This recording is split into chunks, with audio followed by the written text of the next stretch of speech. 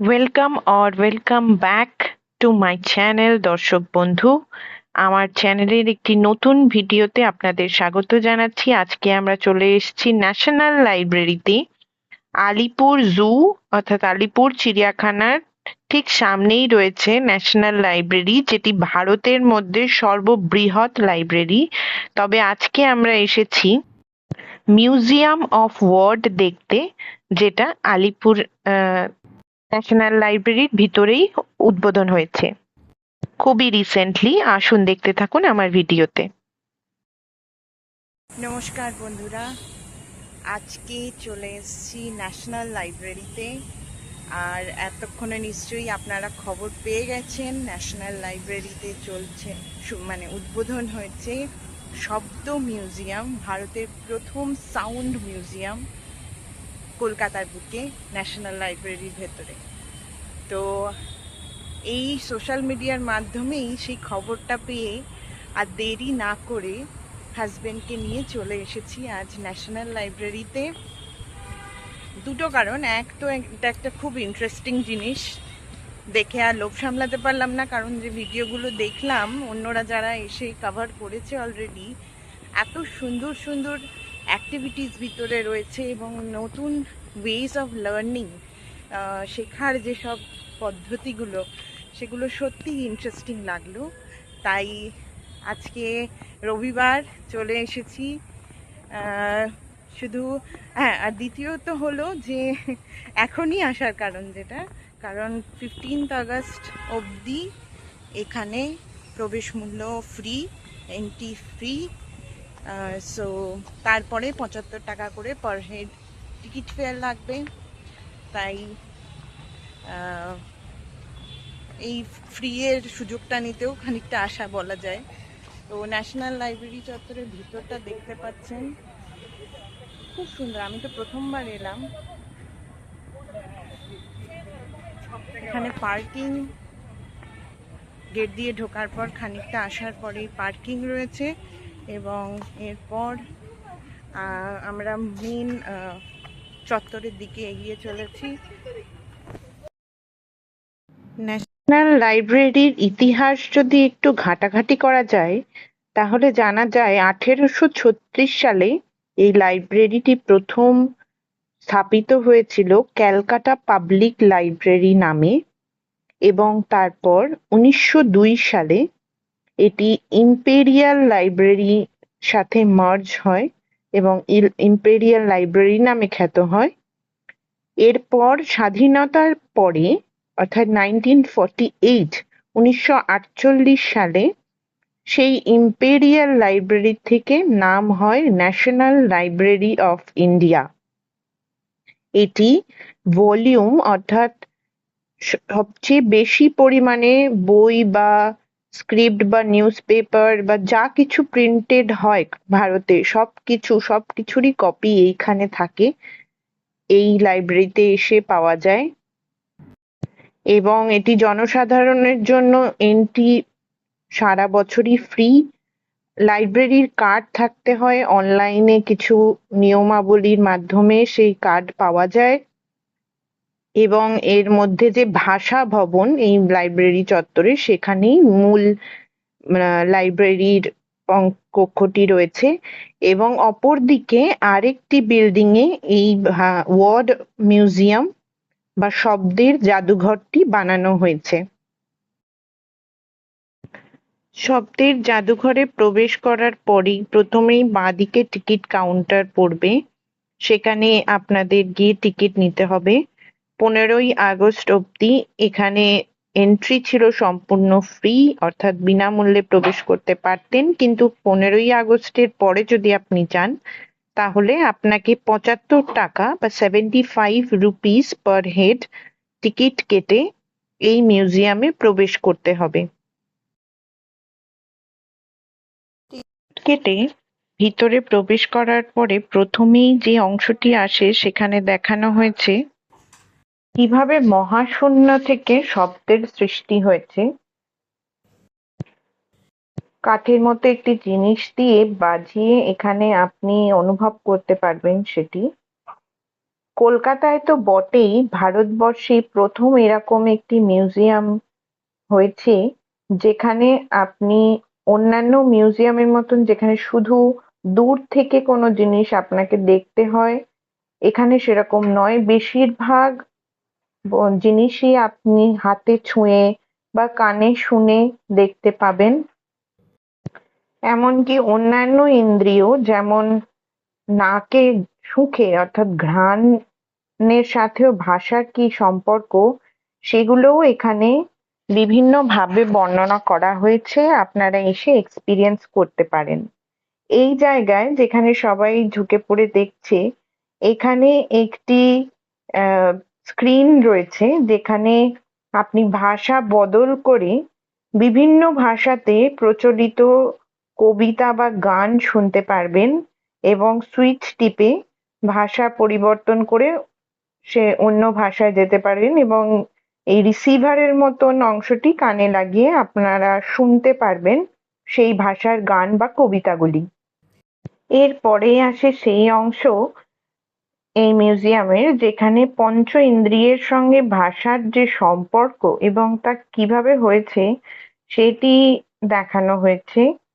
যেমন আপনি যে কোনো শব্দ বা বস্তুকে বর্ণনা করতে ভাষার যে প্রয়োগ করেন সেগুলিরই এখানে দেখানো হয়েছে। যেমন গন্ধ সুখে আপনি একটি ফুল যখন দেখতে পান আপনি যেটি সেভাবে বর্ণনা করেন, বা বৃষ্টির বর্ণনা করেন যেভাবে ঝমঝম করে বৃষ্টি পড়ছে, বা ইত্যাদি যে শব্দ বন্ধ দ্বারা আপনি প্রকাশ করেন নিজের ভাবনাকে, সেখানে যে শুনছে সে নিজে না দেখেও সেই জিনিসটির একটি আকার ইঙ্গিত সম্বন্ধে ধারণা পায়।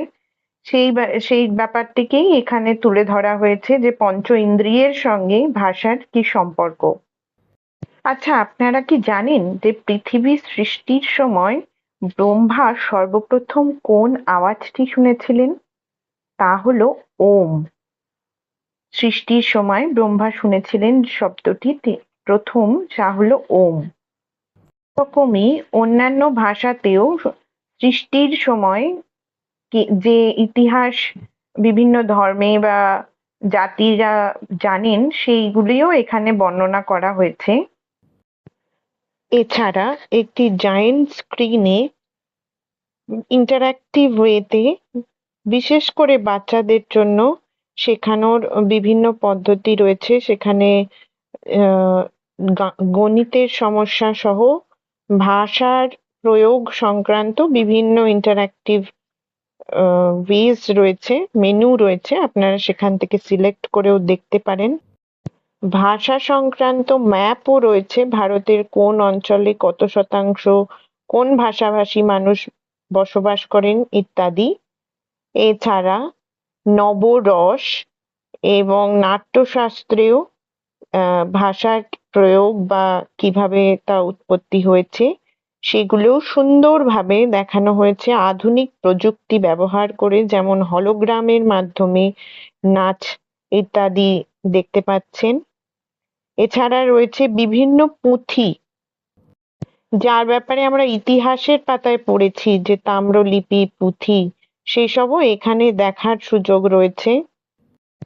তার মধ্যে কোনোটি হয়তো অন্যান্য কোনো সংগ্রহশালা থেকে আনা হয়েছে, ভারতের অন্য কোনো শহরের থেকেও আনা হয়েছে এবং এই মিউজিয়ামে প্রদর্শনীর জন্য রাখা হয়েছে তার একটি কপি। এই অংশে যে নবরসের সুন্দরভাবে দেখানো হয়েছে সেখানে আপনারা নিজের ইচ্ছা মতন মেনু চেঞ্জ করে করে যে রসের ভঙ্গি আপনারা দেখতে চান সেগুলো দেখতে পারেন। হাস্যরস, শান্ত রস, কৌতুক রস, ভয়ানক রস ইত্যাদি বিভিন্ন রসের প্রকাশ স্বরূপ শিল্পীরা তাদের এক্সপ্রেশনস দিয়ে এখানে ফুটিয়ে তুলেছেন আপনাদের জন্য। এরপরেই যে অংশে আমরা পৌঁছলাম সেখানে যেন ইতিহাসের পাতা সচক্ষে সামনে চলে এসেছে। মানুষের বিবর্তন, শারীরিক বিবর্তন থেকে শুরু করে ভাষারও পরিবর্তন, সেগুলি এখানে দেখানো হয়েছে এবং মডেল রাখা রয়েছে, সেগুলিও আসল নয়, তবে মডেলগুলি দেখেই আপনারা ধারণা করতে পারবেন যে কিভাবে মানুষের বিবর্তন হয়েছে এই বহু বছরে। শুধু মুখের ভাষার নয়, লিখিত ভাষা তারও বিবর্তন হয়েছে কিভাবে, ভাষার যে মাধ্যম লিখিত ভাষা সেগুলিও পরিবর্তন হয়েছে, প্রথমে শিলালিপি থেকে পত্রলিপি, তাম্রলিপি ইত্যাদি, এবং প্রত্যেক সময়ে সেই অক্ষরগুলি কেমন ছিল সেগুলি এখানে খুব সুন্দরভাবে তুলে ধরা হয়েছে। এখানে আসলে শুধু বাচ্চারা নয়, বড়রাও যেন পাঠ্যপুস্তকগুলি চোখের সামনে দেখতে পাবেন এবং রিলেট করতে পারবেন। খুবই ইন্টারঅ্যাক্টিভ।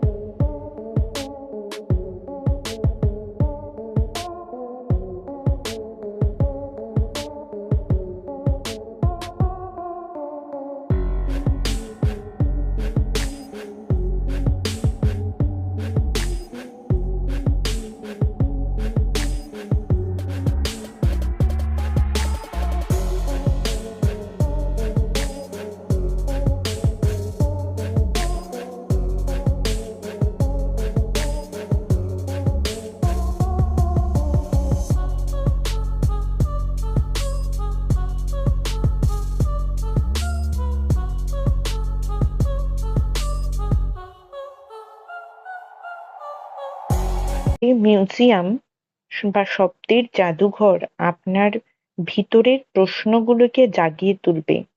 যেমন এই ঐতিহাসিক রাজতরঙ্গিনী নিশ্চয়ই কখনো স্বচক্ষে দেখেননি, কিন্তু এখানে দেখার সুযোগ পাবেন।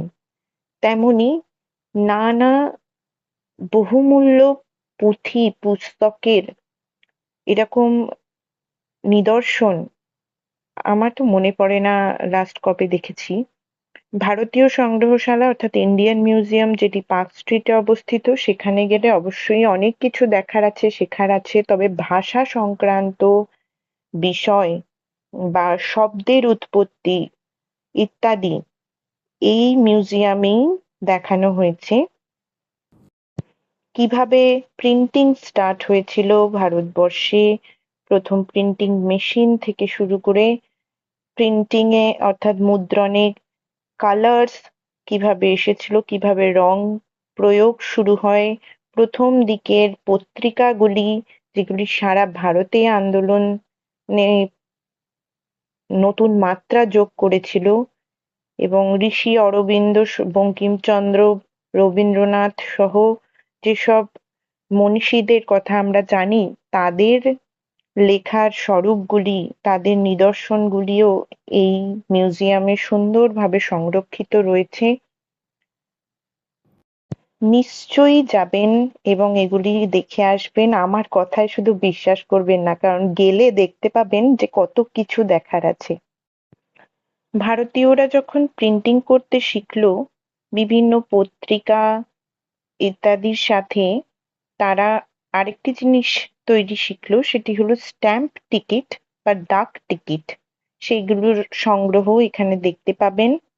এছাড়া এর পরের অংশে দেখতে পাবেন প্রাচীন যুগ থেকে বিভিন্ন কবি, মনীষীরা ইত্যাদি ভারতে প্রচলিত বিভিন্ন ভাষা প্রসারে যে ভূমিকা নিয়েছেন তাদেরকে উৎসর্গ করে এই অংশটি।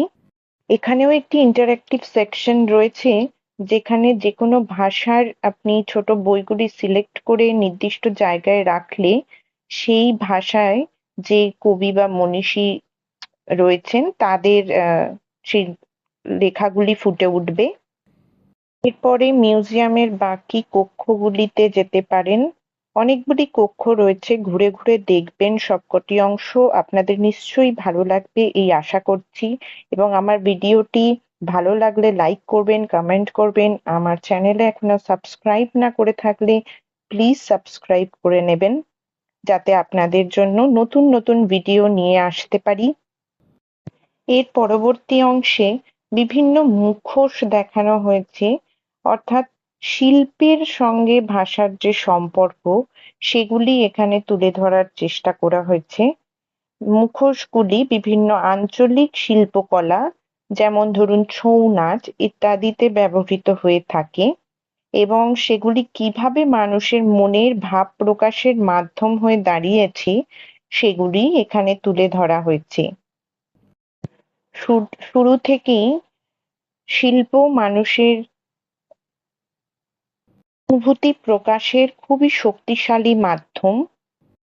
ধর্ম, আঞ্চলিক রীতিনীতি ও সংস্কৃতির সঙ্গে এর গভীর সম্পর্ক রয়েছে, এবং তার প্রকাশই পাওয়া যায় আঞ্চলিক যেসব শিল্পকলা সেগুলিতে। এই অংশটি দেখে নেওয়ার পর পরবর্তী অংশে চলে গেলাম আমরা, যেখানে রয়েছে বিভিন্ন পুতুল এর সংগ্রহশালা। কেন পুতুল? কারণ পুতুল একটি গল্প বলনের একটি মাধ্যম। সাহিত্যেও বিভিন্ন খেলার ছলে বিভিন্ন পুতুলের মাধ্যমে অনেক গল্প বলা আছে, যা আঞ্চলিকভাবে মুখে মুখে প্রচলিত। যেমন রাজস্থানের পুতুল নাচ সারা ভারতবর্ষে ছড়িয়ে পড়েছে, এবং এর মাধ্যমে বিভিন্ন গল্প জেনারেশনের পর জেনারেশন ধরে চলে আসছে।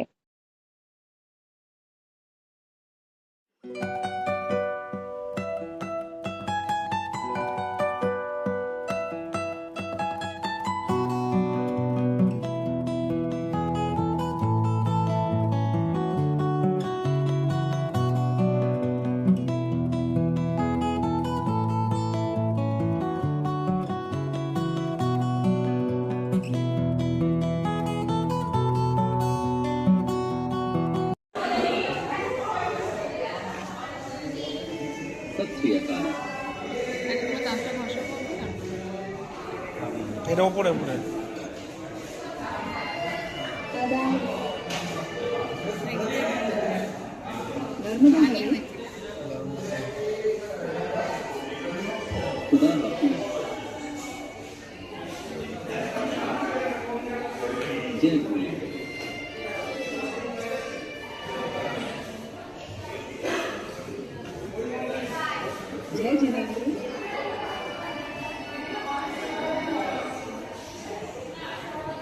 खमागणी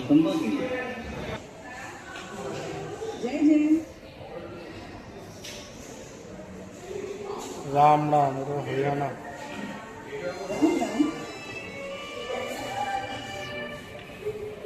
নর্থ ইন্ডিয়া, গুজরাট।